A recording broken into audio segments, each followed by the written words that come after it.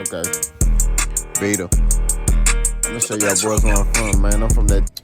What's it up, baby? Y'all already know. Big Boss Hog, Boss Dog, K-Po through the dough. Hit the top of boxing. All right, according to BoxingNews24.com, Bruce Carrington was asked about Naoya Inoue, and he said basically that he will fight Naoya Inoue. He said Naoya Inoue has holes in his game. He said Naoya Inoue gets hit a lot, and he believes that he could capitalize on that. He said Naoya Inoue doesn't fight punchers, and he said Naoya Inoue is comfortable fighting at 122 pounds because there's no real threat down there, and he believes Naoya Inoue is, basically the king of his own ship down there, 122 pounds. And he doesn't believe that Naoya Inoue will move up to 126 pounds because he says it's more talent up here at 126 and it's harder punchers up there. Here's my take on that, right? Naoya Inoue is a very talented fighter. I do believe what he said. Naoya Inoue does get caught with some shots, right? Pause. But another thing that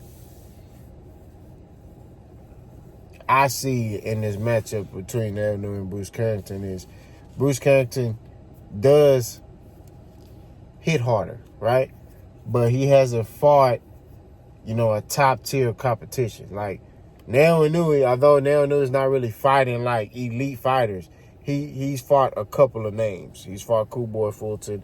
He's fought that Hispanic dude that knocked him down. He's fought older, what's that Filipino dude's name? I forgot his name.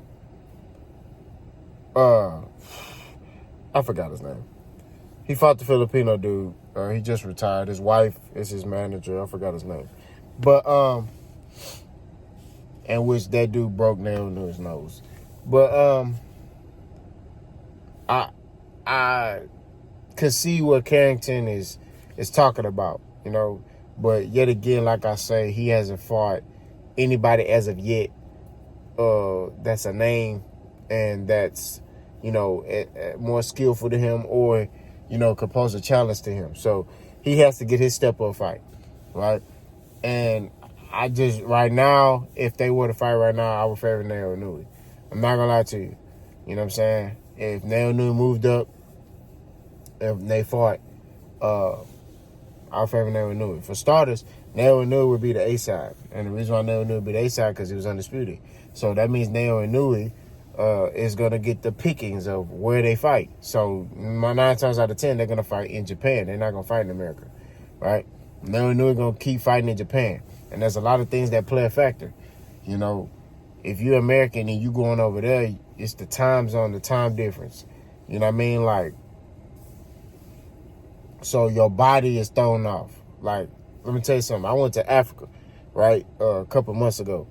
And when it was dark time over there, I was up. I had to take melatonin to make myself go to sleep. When it was daytime over there, I was sleepy because it was nighttime here in America. You get what I mean? So when it's daytime over there, it's nighttime here. When it's nighttime here, it's daytime over there. So my body was out of whack. Like, when I got back to America, because I was in Africa for like 7 days. When I came back here, I was tired for like 2 weeks because of the time change, right? So it's like, as fighters, when they go over there to fight, it's like they supposed to be sleep. You know what I mean? So, like, me personally, if I had to fight Naoya Inoue, I'd probably do my training camp out there. I'm not going to lie to you. I wouldn't even train here. I'll go out there and train. You know what I mean? So I can get accustomed and used to the time change. You know what I mean? And then I'll fight him.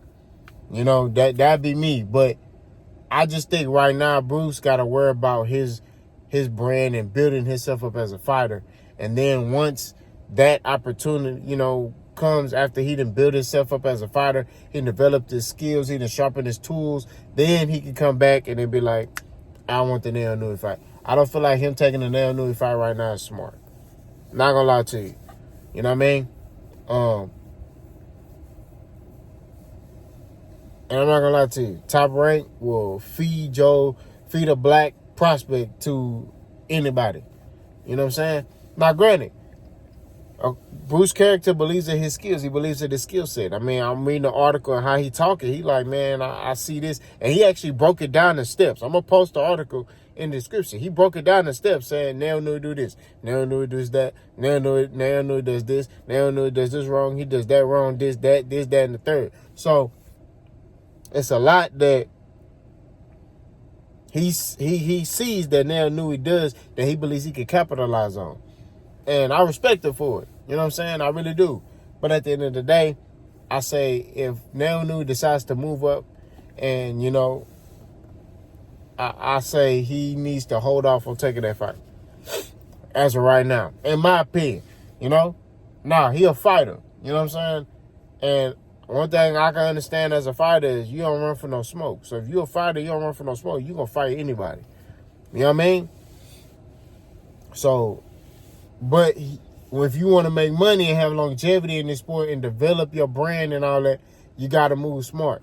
You know what I'm saying? It's like you got to battle with yourself because it's like, man, you don't want to seem like, man, I'm scared.